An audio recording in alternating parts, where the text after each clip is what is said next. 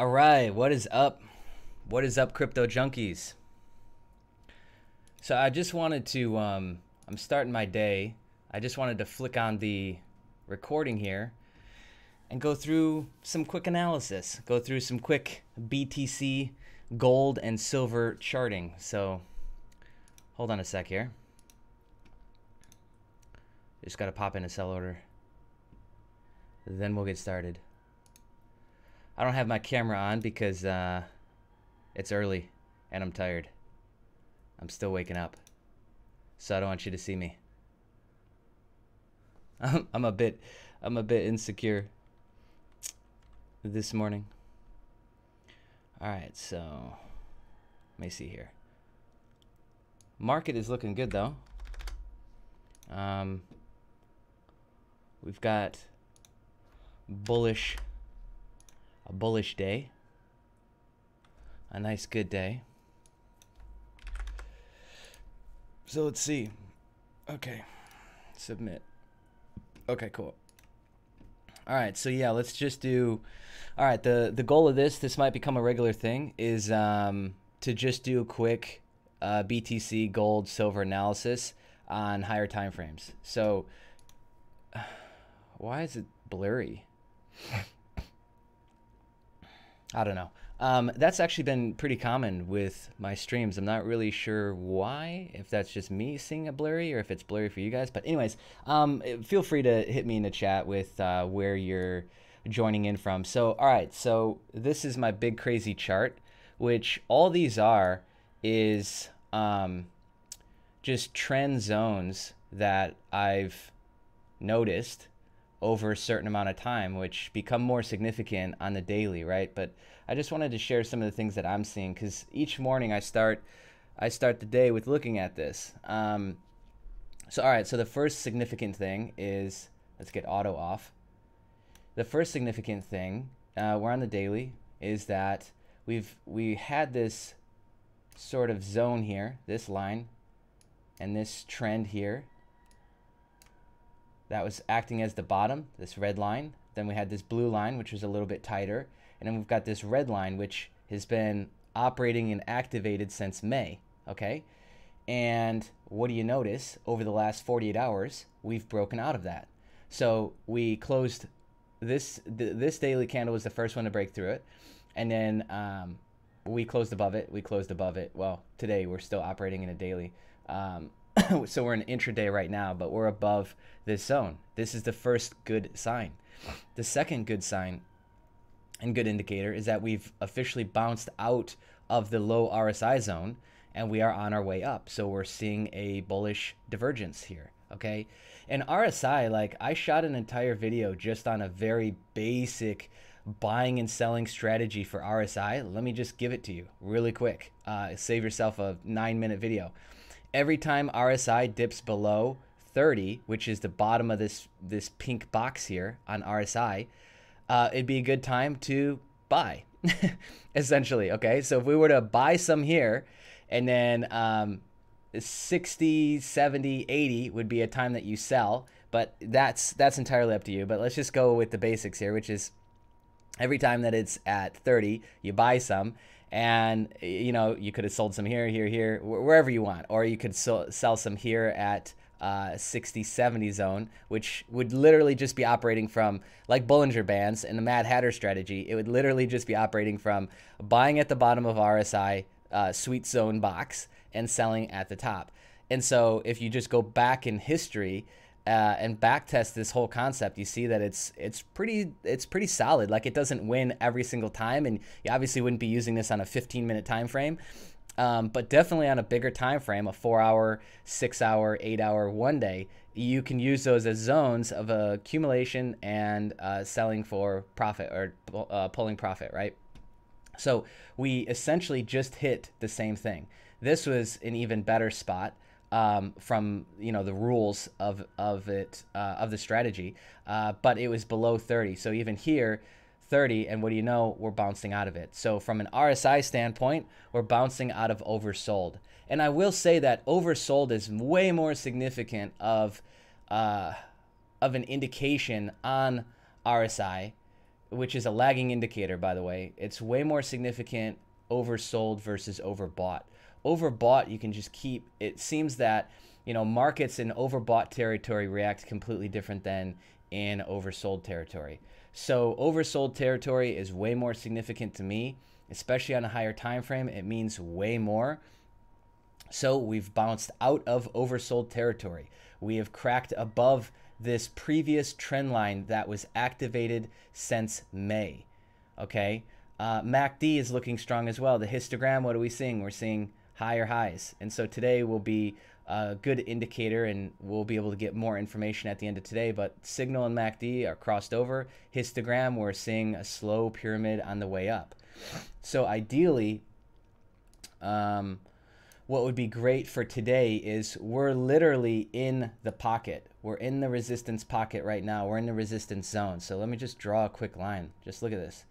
And I've got my snap to feature on, so it should snap the line perfectly. But this is the line right here. And this line is a significance line, let's call it. And that means that it's acted as support here. So it has supported price action here. Day after day after day after day after day. Look at all these bounces, okay? And it has also acted as resistance. Look at here. And I'm not even going that far back in time. So it's acted as support there.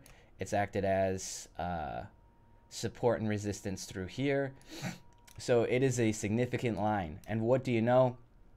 The intraday price action that we are at right now is touching into this zone right now. So intraday, we're interacting in this pocket right now, this sweet pocket, let's call it. So if we can close above this, it would build what? A more bullish case, a more bullish scenario.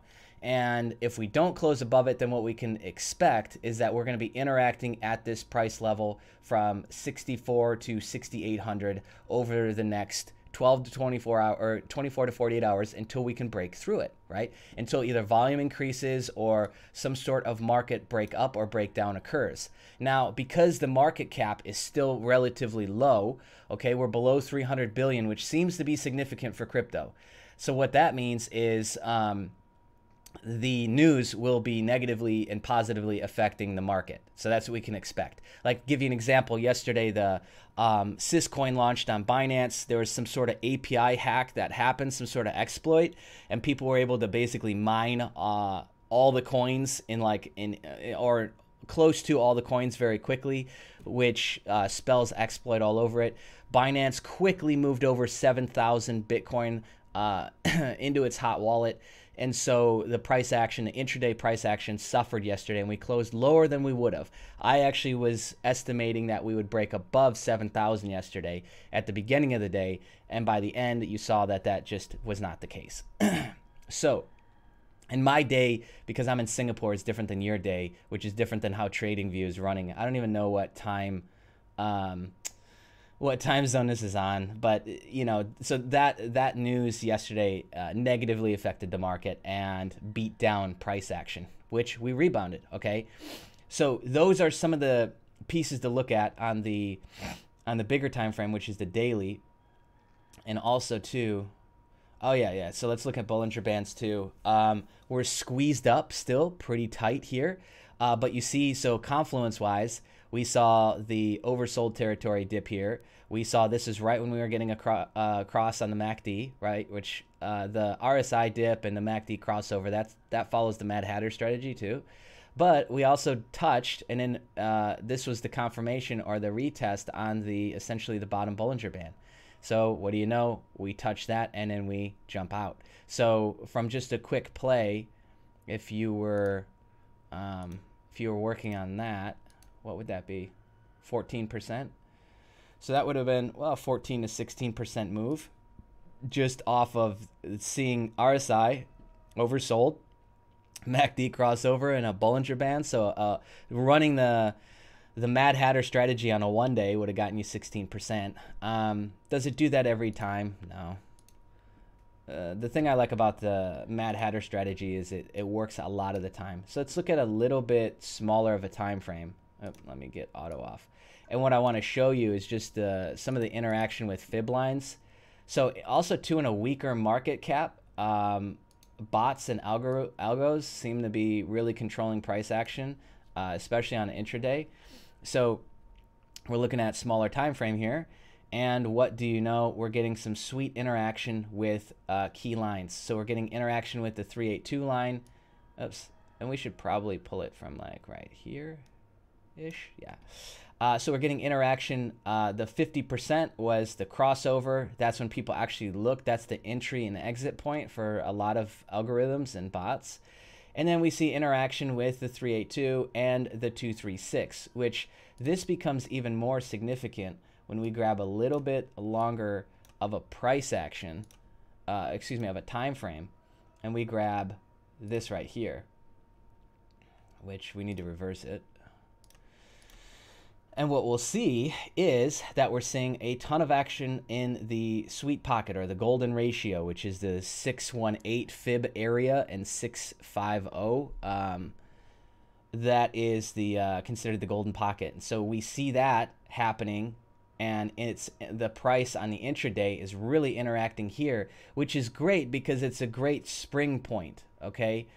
Spring and up thrusts. So this is a great spring point, and it's really interacting with this zone. And the next thing that we'll be looking for is for it to break through this 50% line and start to challenge the 382 and then, you know, the 236. So it's one step at a time with this, but we are essentially in the resistance zone right now. So depending on how the day closes today will really be a big indicator on what the next couple days will look like. So if it breaks above, then we can continue on a more bullish case, and if it doesn't, then we'll continue to interact and bounce through the golden ratio 618 zone until hopefully we can break above. But understand, the more times we test as support, the more chances that it will ultimately have to break down. Okay. Let's see. Do we have any divergences? Not that I can see here. Hidden divergences. No, so we've got some crossover happening on the intraday. Let's look at the 1 hour. Oh, the 1 hour and 4 hour is good because what we see is we're challenging on the 4 hour, and we're not quite there on a daily, but on the 4 hour we're challenging the 200 EMA, which is this green line, 55 and 100. So no, 55 is yellow, 100 is blue. So we're now comfortably intraday sitting above the 55 and the 100, which is great. The 100 for the first time in a month. So we're now sitting comfortably above the 100 for the first time in over a month. And, well, just under a month. That was the 8th and it's the 5th. So just under a month, and we're challenging the 200 EMA on the intraday. Now in the 1 hour, we've effectively seen the crossover here, which I've got another video on the channel, which is a simple exponential moving averages strategy, which is where you're operating on like the 15-minute to the 1 hour, and you're playing around with the 55, 100, 200, 13, and a couple other smaller moving averages, and you're looking for crossovers to play. But this is another one that you could be playing around with on an intraday if you're looking to just scalp trade, would be the crossover of and the action of the 55, 100, and 200. So that's another strategy there. But yeah, so this is effectively crossed over back here. Well, actually right here. And my lines are kind of blending. That yellow really hides on you. And so now we are sitting above that. So those are all really strong intraday signals, okay? And we see histogram is doing okay still. RSI is just fine. Here's that oversold point again. But yeah, RSI, it's mind-blowing how simple RSI actually is and what it can show you. So right now we see it kind of squeezed up again. So squeeze and bulge if you know your basics of Bollinger Bands. And that's it. So I'm happy with what Bitcoin has been doing. It really pulled out of that pocket in that zone. And it seems like we are moving up. Is this the bull run? Are we going to just see it just go to the moon? No. It will really struggle on the way back up unless big news breaks or big relief happens. Because so much of this is speculative money that a lot of it has left crypto and said, fuck crypto, excuse my language, but it's just given up and abandoned it. So it will have to see significant price to want to get back in, right? And so a lot of that money is kind of run out. Retail money, that's the word I was looking for. So 7,000, us close above 7,000 and stay above that. Oof, that's so sexy right now. That's looking so good. So the day that happens, you'll see a surge of market cap, because not just the value of coins has gone up, right? But more money has actually come into the market. You will see fresh money come in the minute we cross 7,000 and hold there for the day. Mark my words on that. So, all right, that's enough about Bitcoin. Let's look at gold and silver. The two things I wanted to point out in its significance that I wanted to point out here is RSI as well. So the funny thing is, I did a live stream 2 days ago and I was talking about right now would be the golden time to be buying, and it was right on this day, I think. No. Wait, what are we doing? Yeah. Back here or this one? One of them. No, it was this one right here. So 3 days ago. And it's because what I saw was I saw like a 12-day decline, okay?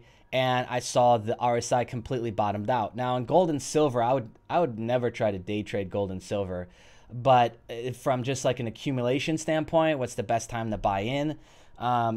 We can follow that really simple RSI strategy of just like buying when it's extremely oversold and selling when it's extremely overbought. So here, the very next day, bullish engulf, and here we go on our way up. And yeah, it was a nice little bounce out of that pocket.